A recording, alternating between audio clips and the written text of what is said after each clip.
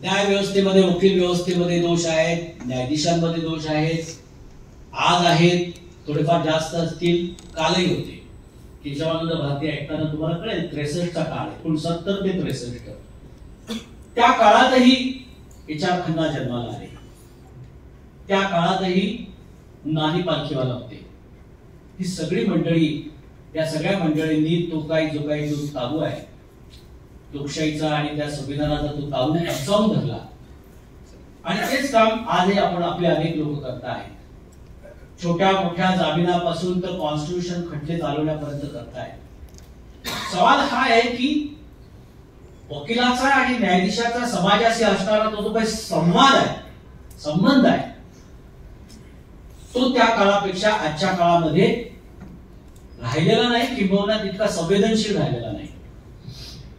30 वर्षापूर्वी, 40 वर्षापूर्वी, 50 वर्षापूर्वी वकिलाचं असणारं स्थान समाजातलं, न्यायाधीशाचं असणारं स्थान आणि आजचं असणारं स्थान याच्यात निश्चित फरक झालेला आहे.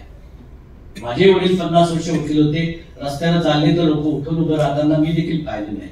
आज कितीही मोठी गाडी घेऊन तुम्ही समाजामध्ये मोठे वकील म्हणून मिरवलात, ते तो सन्मान वकिलाला राहिलेला नाही. पण तरीही मला असं वाटतं की ऑर्गनायझेशन म्हणून, असोसिएशन म्हणून, वकील म्हणून, न्यायाधीश म्हणून, वकील समूह म्हणून संविधानाची ही साक्षरता जी आहे त्यातल्या या अर्थपूर्ण विवेचनामध्ये आपण सगळ्यांनी दिलेलं जे योगदान आहे आणि त्या योगदानात या लोकशाहीचा बळकट केलेला पाया, इतके विविध धर्म, जात, प्रांत सगळ्या पार करून ज्यावेळेस वेगवेगळे राज्य, केंद्र या सगळ्या संबंधांमध्ये असणारे संघर्ष बाजूला लावून हा देश आज एक संघ राहतो, काहीतरी प्रगती करतोय.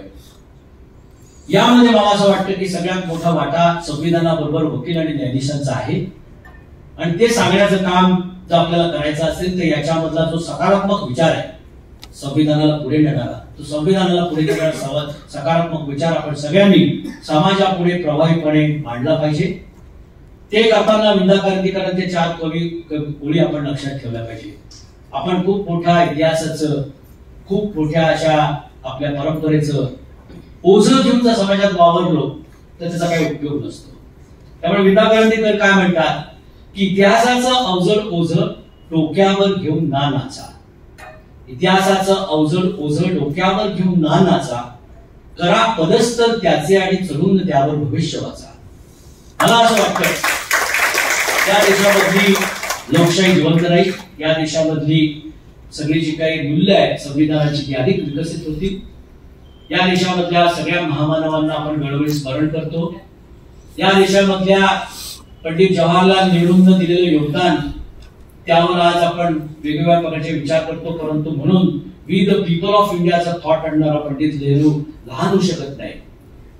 डॉक्टर आंबेडकरांसारख्या माणसांनी, असं म्हणतात काही लोक की त्यांनी सगळं केलं, तेही बरोबर नाही. अनेक लोकांचं योगदान आहे. B.N. रॉय नावाच्या एका माणसाने, अतिशय विद्वान असणाऱ्या माणसांनी 10 देशांच्या कॉन्स्टिट्यूशनचा अभ्यास करून या कॉन्स्टिट्यूंट असेंब्लीचा लीगल ऍडवायझर म्हणून केलेलं योगदान देखील आपल्याला लक्षात ठेवलं पाहिजे. आणि हे सगळं करत असताना डॉक्टर बाबासाहेब आंबेडकर नावाच्या माणसाने एकच केलेलं आहे महत्वाचं. आजच्या सामाजिक परिस्थितीमध्ये जो सगळ्यात कमकुवत माणूस आहे, त्या कमकुवत माणसाच्या करिता संविधान आणि कायद्याची ताकद कशी वापरता येईल त्यासाठीचं जे काही सामाजिक इंजेक्शन देण्याचं काम मात्र आहे ते अत्यंत प्रभावीपणे डॉक्टर आंबेडकरांनी केलं. आणि म्हणून आपल्याला त्यांना घटनाकार, भारतरत्न सगळं काय म्हणायचं असेल ते म्हणा, पण तो एक महामानव होता. त्यांनी या देशामधल्या मानवतेला मोठं करण्याचं काम केलेलं आहे आणि म्हणून तो सर्वश्रेष्ठ आहे हे देखील आपल्याला सगळं लोकांनी अभ्यास करून लोकांपर्यंत सांगितलं पाहिजे. जाती, धर्म, पक्ष नेत्यांना वाटून लागलेले आहेत, मोठ्या महान नेत्यांना देखील ते वाटू लागलेले आहेत. आणि त्यामुळे कोणीतरी कोणत्या तरी रंगाचा अशा डोळ्यांनी, चष्म्यांनी लोक त्याच्याकडे बघतात. आपण त्याचा अभ्यास केला पाहिजे.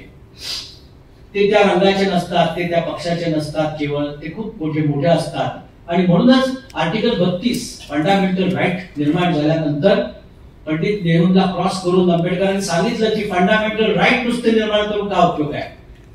त्या राईटची अंमलबजावणी करणारा आर्टिकल 32 आणि आर्टिकल 226 आणलं पाहिजे. That is the contribution of doctor Babasaheb Ambedkar. मित्रांनो, माझे मित्र गणेश शिरसाट आलेले आहेत, ते खूप बिझी शिक्षक आहेत, त्यांचे खूप मोठे लॉचे क्लासेस आहेत. ते इतकं प्रभावी बोलतात की मला खात्री आहे कॉन्स्टिट्यूशन हा विषय केवळ किचकट वाटतो तसा नसून तो अत्यंत रंजक आहे. तो शोलेच्या सिनेमा इतकाच प्रभावी आहे. याचं त्यांचं व्याख्यान संपल्यानंतर खात्री होईल.